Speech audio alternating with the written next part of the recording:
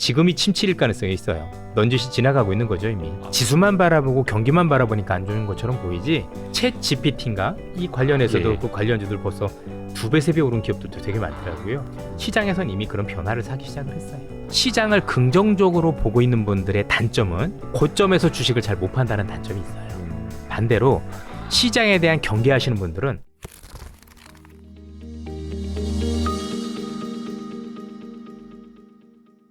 1월 시장이 굉장히 좀 좋습니다. 그래봐야 지금 한 2주 남짓 됐는데 코스피가 그러니까 1월 13일 현재 2주 차 6.69% 올랐고 코스닥이 4.79% 올랐습니다. 이 정도면 이제 1월 시장은 강세다라고 볼 수 있는 건데 네.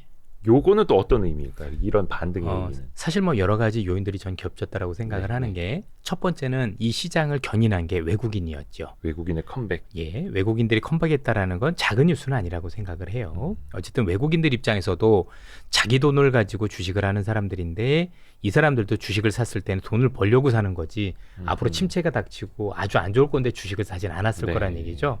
한국 시장에 대한 베팅을 늘린 여러 가지 이유를 보면 첫 번째는 앞서 말씀드렸던 물가가 생각보다 안정될 거라고 생각을 했었을 거고 그렇게 물가가 안정이 되면 당연히 강세였던 달러는 강세의 기조가 누그러지겠죠. 또는 달러가 약세로 그래서 원하는 강세기 때문에 일단 환율에 대한 베팅이 들어갔을 가능성이 높고 두 번째는 좋은 것까지는 아니지만 반도체 경기가 너무나도 안 좋았고 그 안 좋았던 것들 때문에 하이닉스를 비롯한 여러 반도체 기업들이 이제 흔히 얘기하는 공급을 조절하기 시작을 했죠. 그렇죠. 반도체는요.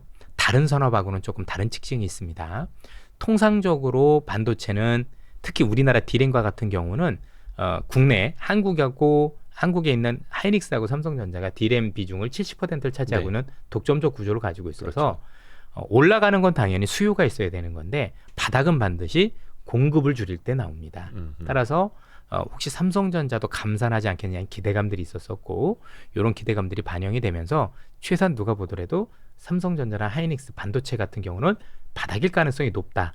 그런데 앞서 말씀드린 환율도 돌아서니 긍정적인 베팅을 했다고 생각을 하고 여기에 플러스 알파로 앞서 말씀드렸었던 것 중에서 은행들 같은 경우 최근에 긍정적으로 이제 주주 환원 정책이라든가 이런 것들을 발표하면서 거기에 대한 베팅. 왜냐하면 은행은 대체적으로 우리가 알고 있는 것보다 훨씬 더 환율에 좀 민감하게 움직이는 종목들이죠.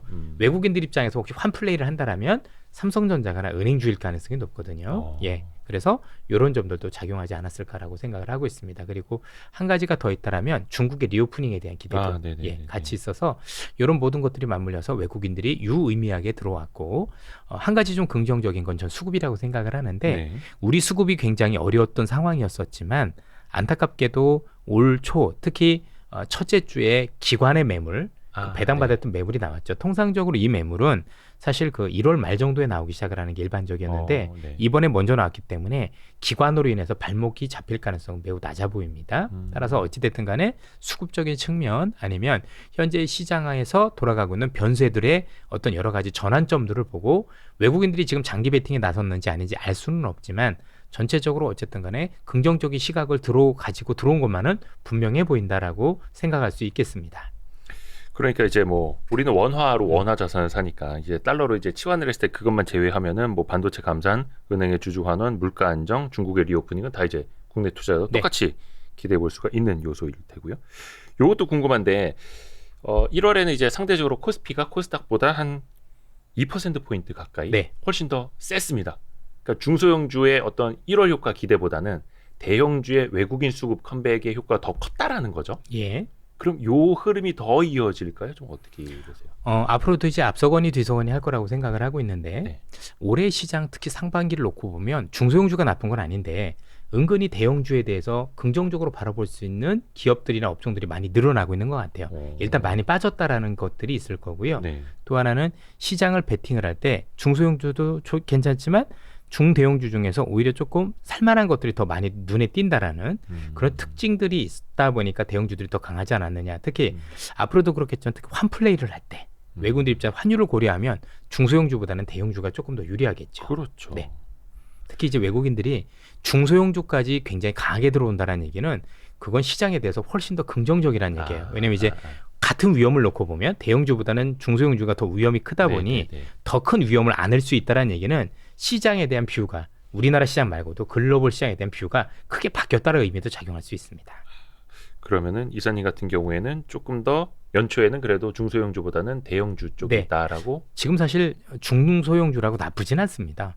원체 또 싼 것들이 너무 많아요. 그런 것도 있고 최근에 은근 테마주들도 많이 형성되고 있죠. 아. 뭐 아시겠지만 챗 GPT인가 이 관련해서도 예. 그 관련주들 벌써 2배, 3배 오른 기업들도 되게 많더라고요. 이른바 이제 테마로. 네네 예. 테마긴 합니다만 어쨌든 그런 것들도 흐름은 흐름인 거니까 음. 시장에선 이미 그런 변화를 사기 시작을 했어요.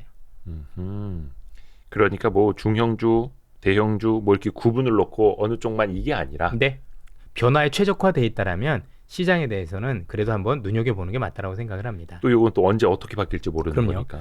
근데 이제 대부분의 투자자분들께서 아마도 지금 시장에서는 많이 나뉘실 거라고 생각하지만 일단 긍정적인 뷰를 가지고 계신 분은 별로 없으실 거라고 생각을 하고 문제는 너무 극단적인 비관론에 쌓이는 분들이 너무 많으세요. 저희 고객들도 그런 분들이 되게 많으시고요. 네. 그래서 저하고도 좀 의견 충돌이 있을 정도로 고객하고 의견 네네네. 충돌이? 아니 그러니까 네. 당연하겠죠. 그분들은 시장을 너무 안 좋게 보는데 저는 만약에 주식 사자고 하면 좋아하실 리가 없잖아요. 예. 그러다 보니 이제 그런 의견들이 있다라고 보여지는데 그렇게 생각을 합니다. 그 의견이 맞으실 수도 있고 아닐 수도 있는 건데 시장에서는 지금 그렇지 않다라고 얘기를 하고 있는 거죠. 전반적으로. 그리고 과연 개인들이 한두 분도 아니고 네. 거의 집단으로 경기가 안 좋다라고 얘기했었을 때 그렇게 온 기억이 있었을까요? 예. 다들 사기 무서워하고 예. 조그만 반등을 하면 이제 원체 물려 있었던 건 뭔가, 반등하고 막 예. 다 빨리 손절하고 싶어하고 안 좋은 막. 건 맞지만 조금 그 안 좋다라고 생각하는 경계의 수위가 조금 선을 넘어서 조금 과도하게 간 것 아닌가라는 우려도 좀 있습니다. 지금 체감하시기에. 네. 그러면 만약에 지금 이제 투자자분들께서 혹시 체감하시는 게 너무 안 좋은 경우도 있을 수 있어요. 네네. 그 의견도 존중하는데 그런 경우는 매매를 하면 안 돼요. 왜냐하면 네. 통상적으로 시장을 좋게 보는 분들은 어쨌든 잘 사고 잘 팔 건데 네. 지금 시장에 대한 경계 시각이 너무 많으시면 경계하다 사다 보니까 네. 아래에서 못 사요. 밑에서 못 사고 어느 정도 올라갔었을 때 확인하고 사겠다는 심리들이 강하시잖아요. 네. 100% 꼭지 잡을 확률이 높습니다. 또는 매매가 꼬여갈 가능성이 높습니다. 뭔가 시장에 참여를 시작을 할 때는 뷰를 중립적으로 가져가든가 뭐 이래야 되는 건데 부정적인 뷰를 가지고 있으면서 시장에 참여하려고 하면 많이 조심하게 되는데 그 조심성 때문에 자꾸 판단이 미뤄지다 보고 그 미뤄지는 판단 때문에 매매가 굉장히 꼬여가는 일들이 많아질 수 있어요. 이런 경우는 그분들 충분히 그 상황이 맞을 수도 있는 네, 거잖아요. 네, 네. 그럴 때는 시장의 좋고 나쁨을 떠나서 일단은 매매를 좀 자제하시고 네. 그래도 시장에 대해서 중립적인 뷰, 그러니까 좋다 나쁘다가 아니라 진짜 있는 그대로 한 번 더 따져보시고 혹시 내가 과도하게 생각한 건 아닌지 아니면 또 점검해봤더니 여전히 내 생각이 틀리지 않은 것 같아라는 부분을 한 번 더 확인하시고 저는 매매에 임하셨으면 좋겠어요. 그러지 않으면 정말 매매 많이 꼬입니다. 근데 그 말을 이렇게 해석해도 될까요? 좀 더 과감해져라라고 해석을 해도 됩니까? 그걸 함부로 그렇게 말씀을 드릴 수가 있을까요? 일반화할 수는 네, 없으니까. 어차피 뭐 사람마다 생각이 다 다른 거니까 일반화하기는 어렵죠. 근데 약간 또 이제 시장에 항상 불안 요인들은 더 많다 보니까 뭐 2020년에도 물론 이제 상승할 때 그게 추세 상승이다. 이거는 지나고 나서 보니까 추세 상승이었던 거지. 그 한 복판에 있으면 모르잖아요. 네.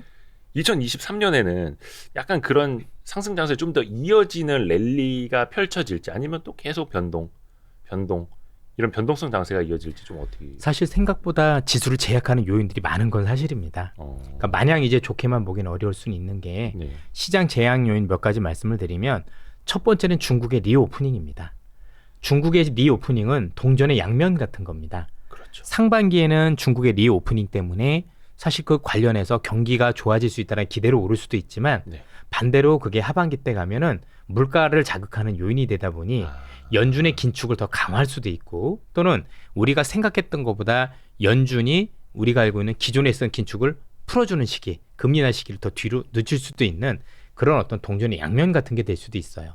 이건 뭐 지금 당장 왜냐면 유가를 올릴 수도 있는 거고 또 여러 가지 구리 가격도 최근에 또 많이 오르고 네네. 있고. 그런 점들을 감안을 하면 지금 당장 좋고 나중엔 이것 때문에 발목이 잡힐 수도 있는 개연성도 충분히 있다라고 생각을 하고 있고요.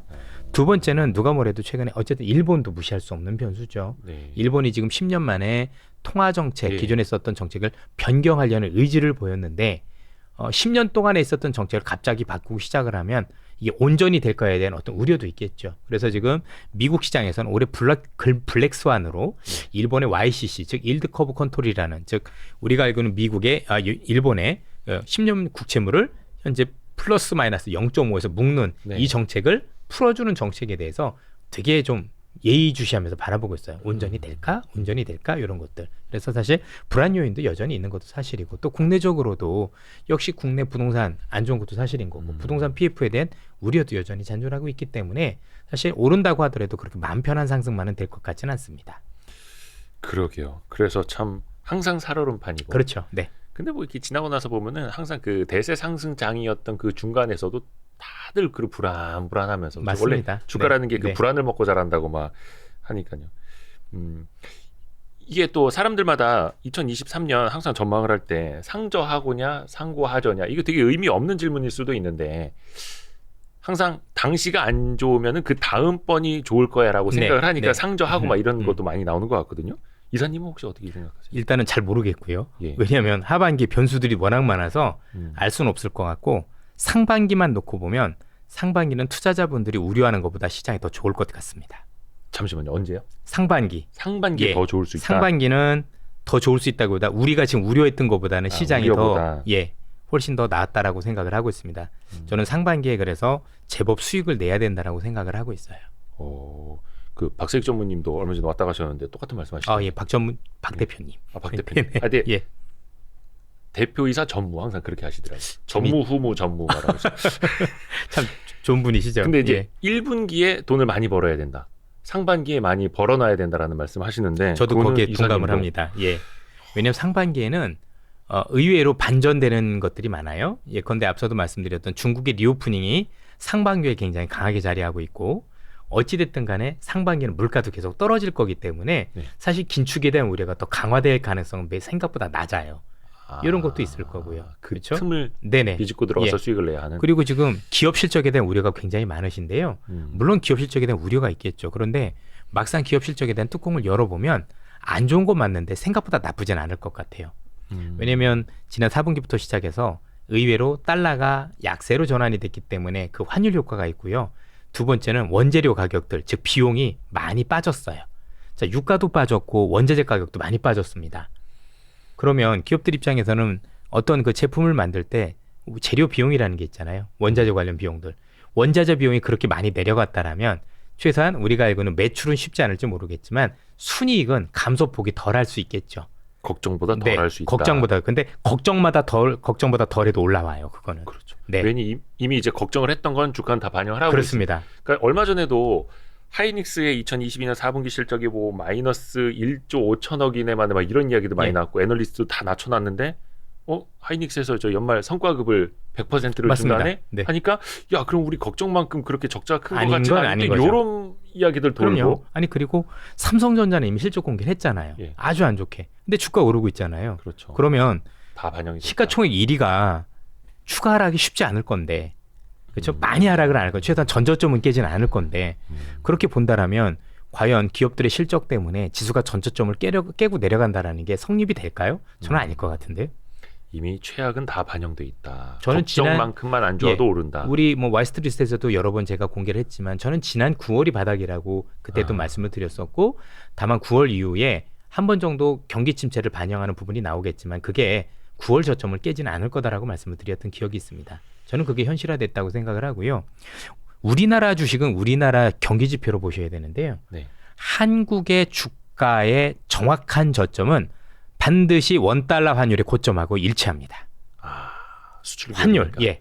환율이 제일 고점일 때, 예. 즉 원화가 초약세일 때 네. 하고 반드시 일치합니다. 그러면 지금 투자자분들께서 이미 원달러 환율의 고점을 보셨잖아요. 네네네. 그러면 경기 침체 온다는 제가 볼 땐 지금이 침체일 가능성이 있어요. 그리고 네? 지금이 침체일 가능성이 있어요. 넌지시 지나가고 있는 거죠 이미. 아. 예. 그리고 지난 4분기나 그때가 침체일 수도 있는 거고 마일드하게 네네. 알 수는 없습니다. 한 가지 분명한 건 많은 분들이 침체를 기다리지만 진짜 침체가 왔네? 아무도 몰라요. 지나가고 나서. 네, 지나가고 나서 합니다. 한 가지 확실한 건 경기가 침체가 있었을 때 다른 거는 잘 모르겠는데 네. 분명한 건 생각보다 주가가 안 좋았다는 거는 분명했죠. 음. 예. 그럼 이제 많은 분들이 또 얘기하시는 게 그런 침체가 왔었을 때 볼 수 있는 건 주변에서 많은 해고가 일어나고 있을 거다라는 얘기들도 하세요. 네. 맞는 말씀입니다. 네. 그런데 앞서도 말씀드렸지만 미국 고용시장이 그렇게 해고를 엄청나게 할 수 있는 그런 그것도 아니고. 고용 상황이 아니다 보니 과연 그게 오더라도 우리가 생각하는 만큼 깊게 올 것인가 아니다라고 생각을 하는 거죠. 그래서 고용 시장은 분명히 지금보다 둔화가 될 겁니다. 안 좋아질 건데 실업률도 올라갈 건데 우리가 생각하는 물가를 2%만큼 끌어내릴 수 있을 정도로 또는 경기를 견착륙으로 끌어들일 정도의 고용이 악화될 개연성은 저는 매우 낮다라고 생각을 해요. 아마 여기에서 서로 견해들이 많이 갈리시는 것 같아요. 그리고 또 그 사이에서는 또 변화하는 기업들을 찾으면 된다라고 하는 거니까 이미 최악의 많이 올라가고 지수는 있어요. 다 예. 시장은 반영을 하고 있고. 제가 보기엔 이미 시장에서 올라가고 있는 기업들에 대한 최저점 매수는 사실은 이미 지났다. 지났다라고 보여집니다. 아, 약올라라.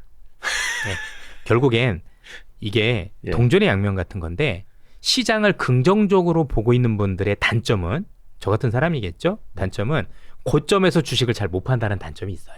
그렇죠. 아무래도 고점에서 물릴 가능성이 꽤 있죠. 반대로 시장에 대한 경계하시는 분들은 싸게 산 역사가 없어요. 그렇죠. 예. 싸게 못 사죠. 계속 경계하다가 확인된 다음에 사는데 나중에 꼭 고점 잡아요. 양쪽 그러면- 다 장단점은 있지만 이게 참 쉽지 않은 거예요. 뭐가 맞는지도 없어요, 사실은. 근데 비싸게 못 파는 것보다 비싸게 안 사는 게 더 나쁜 거 아닙니까? 그러니까 차라리 갖고 있다가 조금이라도 수익을 내는 게 낫지. 그래서 사실 시장을 조금 그러니까 경계 시각으로 보시는 분들도 계시고 시장 긍정적으로 보시는 분도 있는데 뭐 우리도 이대호 기자님께서도 아시겠지만 주변에서 큰 돈 번 들들 중에서 경계론자는 없어요. 맞아요. 네, 다 낙관 편향론자들 당연하죠. 많아요. 예. 네. 맞습니다. 그래서 큰 돈 벌 때 많이 벌 수 있거든요. 그게 되게 중요해서 만약 주식으로 돈 벌 거라면 어느 편에 서야 될 거냐는 저는 자명하다라고 생각을 해요. 그래서 뭐 이제 네. 낙관주의자들이 돈을 벌고 그렇습니다. 비관주의자들은 예. 많이 벌고 조금 잃으면 되거든요. 그걸 반복을 하면 돈이 벌리는 거라고 생각을 합니다. 뭐 실전이 어렵죠. 뭐 말은 괜찮습니다. 맞습니다. 예. 또 이제 낙관을 갖고 계시니까 요걸 이제 보고 또 기대를 하고 공부를 하시는 근데 거고요. 그건 뭐 개인의 성향인 거고 뭐 예. 거기에 따라서 뭐 그렇게 돈 벌 수 있다는 분들도 계시니까 아. 뭐 거기에 대해서 뭐 그죠. 그렇겠죠. 다들 예. 열심히 버시라고 하고. 뭐로 벌어도 네, 이제 네. 벌기만 하고 그러니까요. 되는데. 예. 그 이제 공략해야 될 뭐 섹터나 뭐 이런 걸 좀 여쭤보고 싶은데 네. 항상 이제 새해가 되면 주도주 찾기 혹은 올해의 테마는 뭐가 될까, 올해의 시장을 리드하는 종목들은 뭐가 될까 이런 것들이 되게 궁금해 하거든요. 네. 근데 작년 말부터 보면 엄청난 종목 장세기는 한데 네. 뭔가 뚜렷한 거는 안 보이고 물론 이제 지난번에 나오셔서도 이미 주도주는 드러났다라고 네. 이야기를 네. 해주셨습니다만 23년 네. 전반적으로 보실 때는 어떨까요? 사실 지난번에 연장선상이라고 보는데 네. 보통 이런 주도 기업들이 나올 때는 크게 두 가지를 봐야 됩니다. 하나는 어쨌든 경기에 대한 체질이 바뀌는 게 하나가 있을 거고요. 경기의 체질, 예, 경제에 대한 체질. 경제 예. 체질, 그러니까 이제 그 동안에 있었던 경제가 온리 디지털 중심이었다라면 예. 지금은 디지털도 안 된다라는 개념보다는 기존에 우리가 많이 등한시했었던 구경제 예. 또는 제조업 중심으로 시장의 체질이 많이 바뀌어가고 있습니다. 그럼 많은 분들이 제조업으로 야 가는 거야? 라고 생각하시는데 그게 아니라 균형을 맞추는 거죠. 지금은 너무 이 천편일률적으로 우리가 흔히 얘기하는 플랫폼 경제로 되어 있거든요. 여기에 대해서 항상 경제는 균형이 돼야 돼요. 네. 우리가 하는 성장주도 꽤 많아야 되고 아니면 기존의 제조업도 같이 있어야 되는 즉 산업적으로 보면 서비스업도 우리가 얘기하는 2차 산업도 같이 균형이 있어야 되는데 네. 지금은 글로벌 시장 공이 너무 3차 산업 그중에서도 플랫폼 중심으로 너무 많이 쏠려 있어요. 네. 이렇게 되면 경기가 지속적인 성장을 하기가 어려워집니다. 네. 그래서 지금은 경기의 균형을 맞춰가는 시각에서 제조업 또는 2차 산업을 굉장히 육성하는 그림이 있다. 그래서 여러분들 미국 시장에서도 보시면 캐터필러가 지금 52주 신고가예요. 예, 미국에서도 이런 관련 기업들 여러분들 잘 살펴보시면요. 주가가 올해 내내 지난해 중하반부가 9월부터 나쁘지 않았어요. 지금까지도 계속 올라오고 있는 모습입니다. 글로벌이 공이 같습니다. 그러니까 미국이라는 국가가 제조업, 첨단 제조업을 하기 위해서 잘 아시는 것처럼 IRA라고 불리는 인플레이션 감축법을 내세웠고 또 여기에 최근에 미중 간의 갈등을 통해서 밖에 나갔던 기업들을 안으로 들어오라고 그렇죠. 하는 리쇼링도 하고 있는데 네. 이것 말고도 그 이전에 1조 2천억 달러에 달하는 인프라 투자법이라는 게 있었어요. 그렇죠, 이게 이미 그렇죠. 통과가 돼서 실시가 되고 있어요. 근데 왜 지난 9월 이후부터 이게 됐었을까? 그 이전에는 인프라 투자법이 돼도 일단 법에 대한 시행 시기가 있었던 게 있었고 네. 또 하나는 그걸 하고 싶어도 할 수 없는 여건이었었어요. 예컨대 원자재 가격이 너무 높다 보니까 유가도 그렇고 사실 실행하기엔 비용이 너무 들다 보니까 뒤로 미뤘던 것도 있었었고요. 네. 또 하나는 코로나가 여전하다 보니까 사실 사람들이 일터로 돌아오지 않는 부분들도 있었습니다. 그런데 지금은 일터로 복귀하신 분들도 계시고 또 원자재 가격이 많이 싸다 보니까 실제 여기에 대해서 그 자금이 집행이 돼서 인프라와 관련된 자금 집행이 시작되면서 지금 수주들이 많이 들어오고 있다 보니까 그 관련 기업들이 오르고 있는 거죠. 미국도 유럽도 한국도 관련 기업들이 같이 오릅니다. 아마 제가 오늘 왔었을 때 오늘도 우리 현대건설 기계가 주가가 많이 올랐었을 거예요. 오. 예, 역시 같은 맥락으로 보셔도 되지 않을까. 그래서 큰 그림에서 이런 것들 일단 먼저 움직인다라고 생각을 하고 있고 이게 순차적으로 움직이겠죠.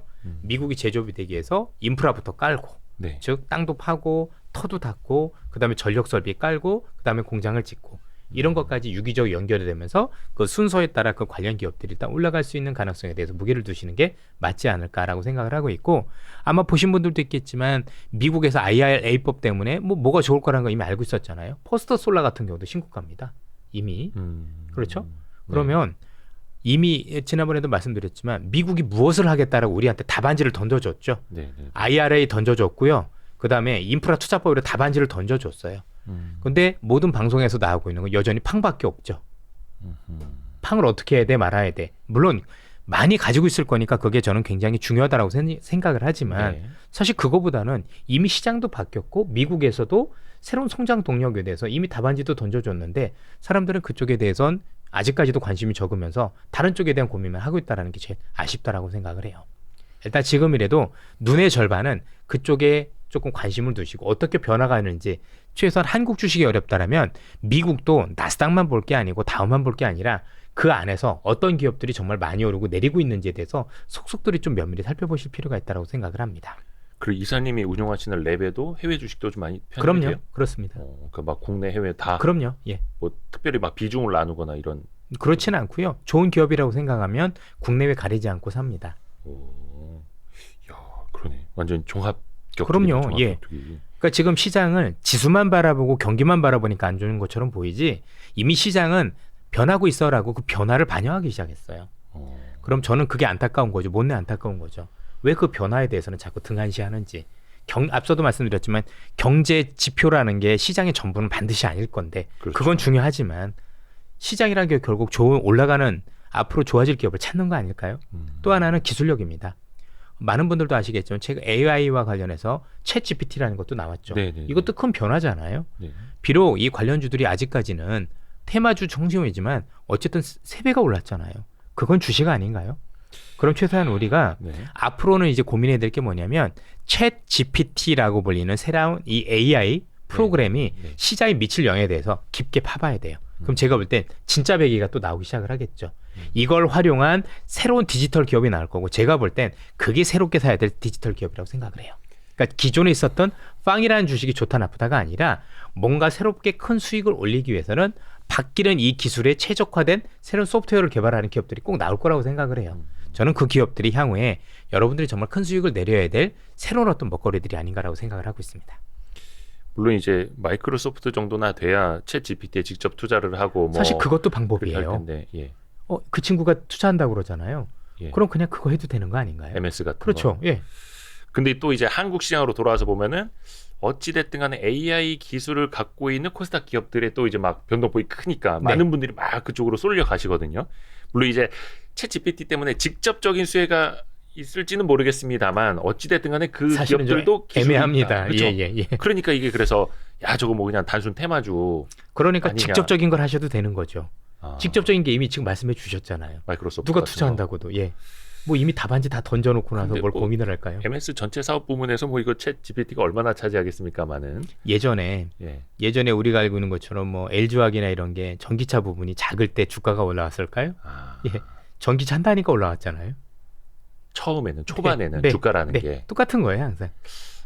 그러네요. 비중이 다 올라왔었을 때 과연 그 뒤부터 주가가 오를까요? 제가 볼 때 다 반영했을 것 같은데. 그때는 네. 그죠. 사실 이 주가라는 녀석은 또 이게 테마를 형성한다는 것 맞습니다. 자체가 초기에 네. 다 반영이 된다라는 거니까. 그래서 그런 기업들을 저는 어떻게 싸게 살 거냐가 관건인 것 같아요.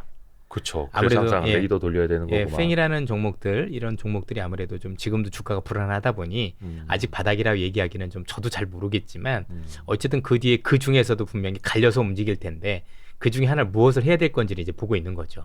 아 그래도 이 친구는 조금 관심을 가져야 되겠다라는 게 저도 MS라고 생각을 하고 있는 겁니다. 예, 제가 맞췄네요. 얼떨결에 예. 뒷걸음질 치다가. 아유 별 말씀을. 그래서 구경제, 제조업 중심, 네. 그리고 IRA 법안 같은 뭐 그러니까 정부의 투자, 네, 인프라 투자 같은 거, 그리고 또 이제 기술력, 네. 그리고 이제 변화를 일으키는 것들 기술력 변화가 생각보다 지금도 많이 일어나고 있어요. 항상 일어나요. 네, 진짜 그렇습니다. 항상 일어나죠. 예. 그런 것들. 그러니까 결국은 기존에 있던 기술보다는 그 기술을 뛰어넘는 새로운 기술들이 나오는 것, 거기에 대해서 또 최적화되는 기업들을 찾는 것. 이게 저희들이 해야 될 일인 것 같습니다.